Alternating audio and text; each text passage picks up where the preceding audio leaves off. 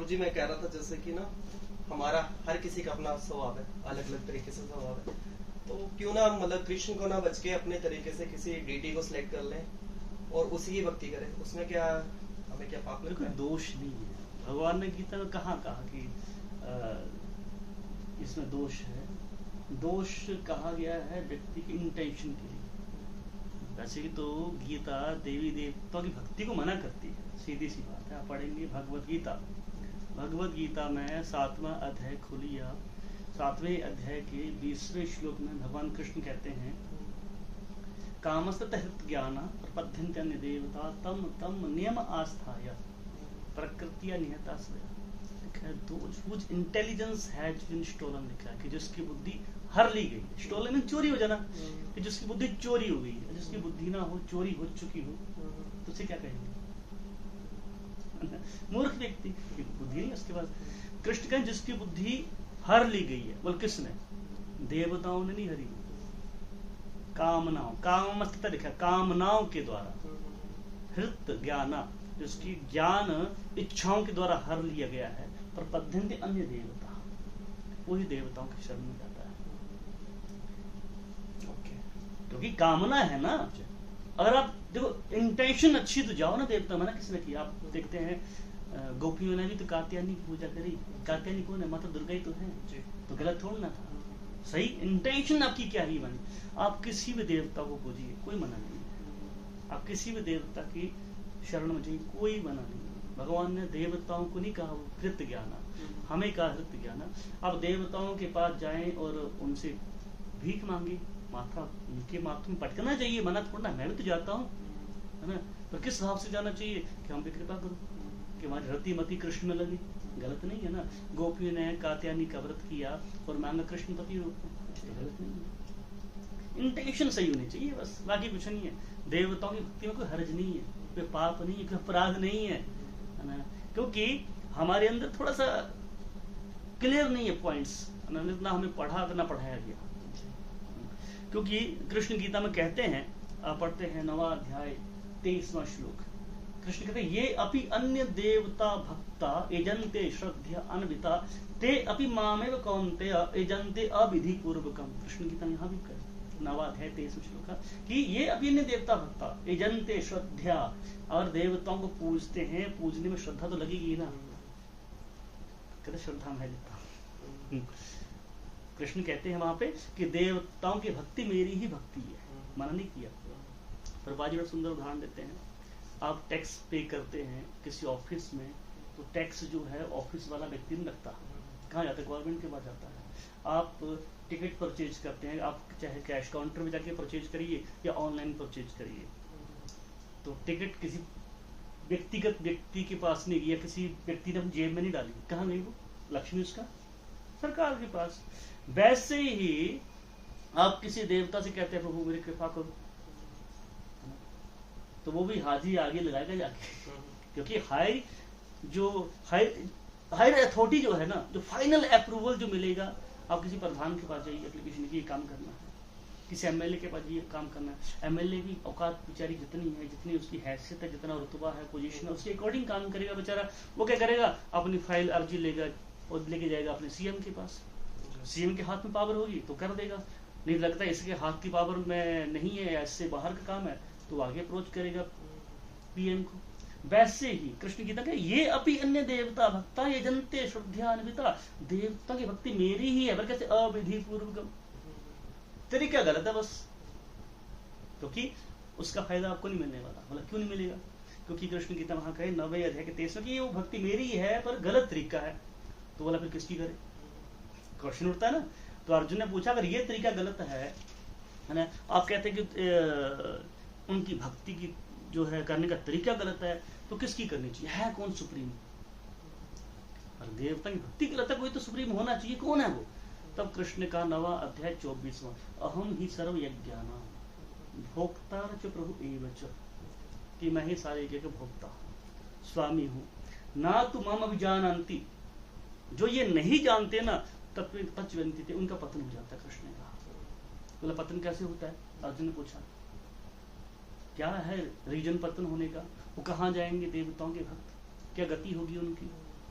तब कृष्ण ने 9वें अध्याय का 25वां श्लोक कह दिया, यान्ति देवता देवान् पितृयान्ति पितृव्रतः भूतानि यान्ति भूतेज्य यान्ति मद्यजनपि माम, कहते हैं यान्ति देवता देवान्, जो देवताओं को पूजेंगे ना वो देवलोक जाएंगे।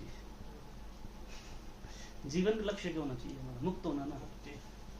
हर कोई कहते ना ये जो मनुष्य योनि मिली है वो मुक्ति के लिए मिली है, क्योंकि मुक्ति तो मनुष्य योनि में हो सकती है, बाकी किसी योनि में मुक्ति है ही नहीं है।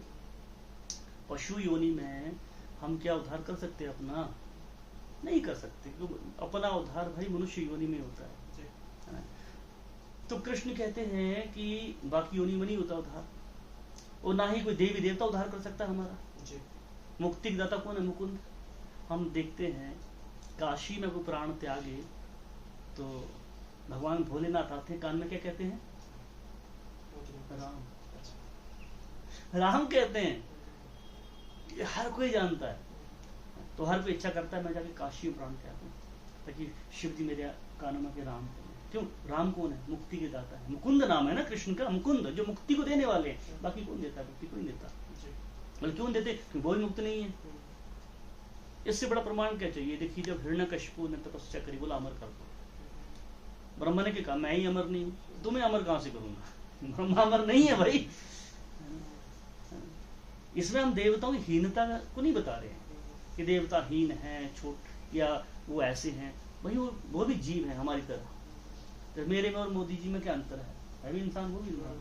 मेरे 2 पांव उनके 2 पांव, मेरे 2 कान उनके 2 कान, ऐसा नहीं 4-4 है। पर क्या है? पोजीशन। वैसे जितने भी देवी देवता हैं ये भी जीव हैं। देवता भी मरते हैं ना।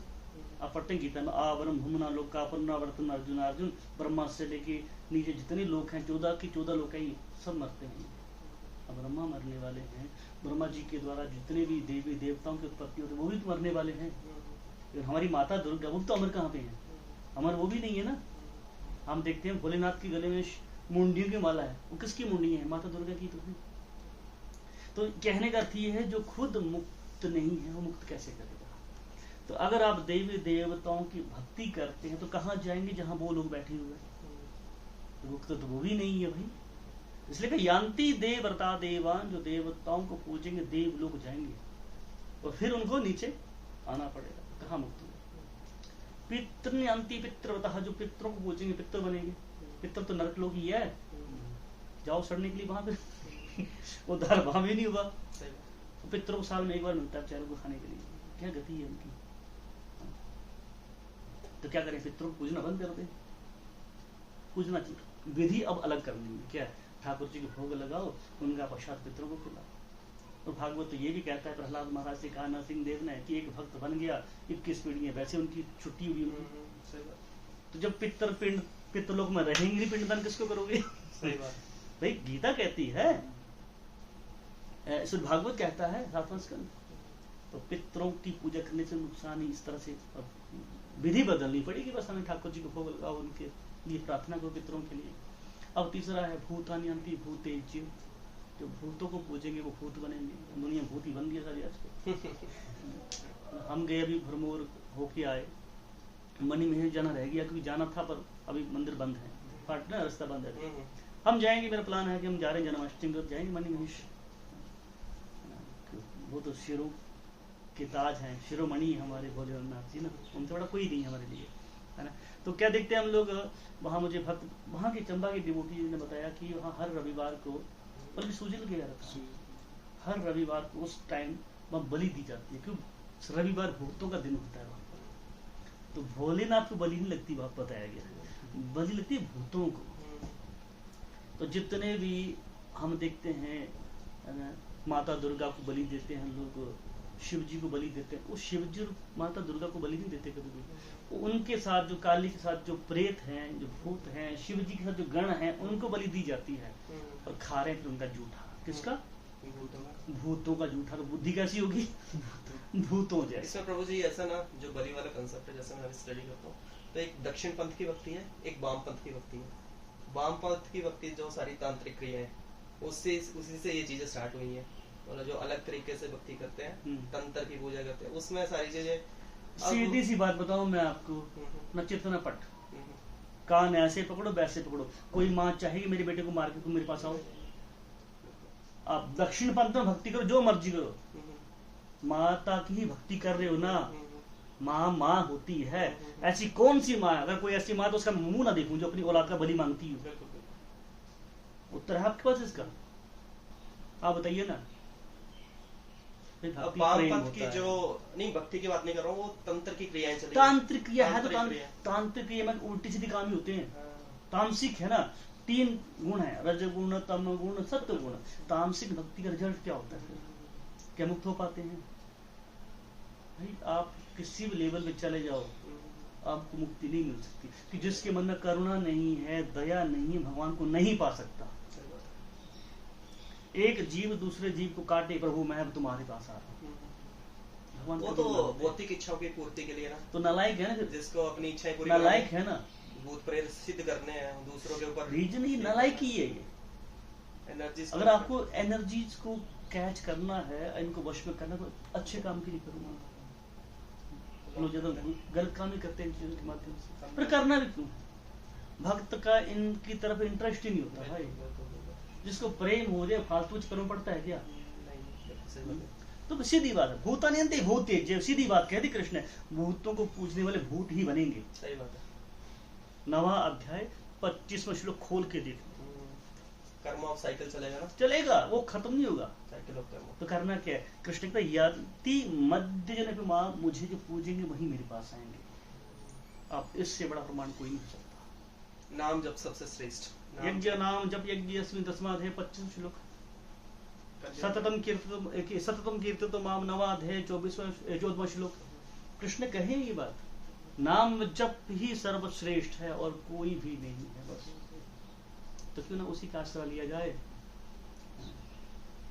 हो सकता है आजकल कई विधियां हैं, व्यक्ति बीमार होता है, हॉस्पिटल में होता है, तो हो सकता है पाइप के माध्यम से खाना अंदर डाला जा सके, पर वही परमानेंट नहीं है। कुछ हद तक, कुछ टाइम तक के लिए हो सकता है। हम तो नहीं डाल सकते मुंह में, एक भला चंगा इंसान मुंह में ही खाना डालना पड़ेगा, ना कि नाड़ियों से या पाइपों के माध्यम से या नाक के और किसी माध्यम से डाल सकते हैं। ये सब प्रैक्टिकल सब गलत है। भक्ति सर्वश्रेष्ठ है, नाम जप सर्वश्रेष्ठ है, इसके अलावा कुछ भी नहीं। जो कहता है उसको दूर से प्रणाम है। हरे कृष्ण, हरे कृष्ण।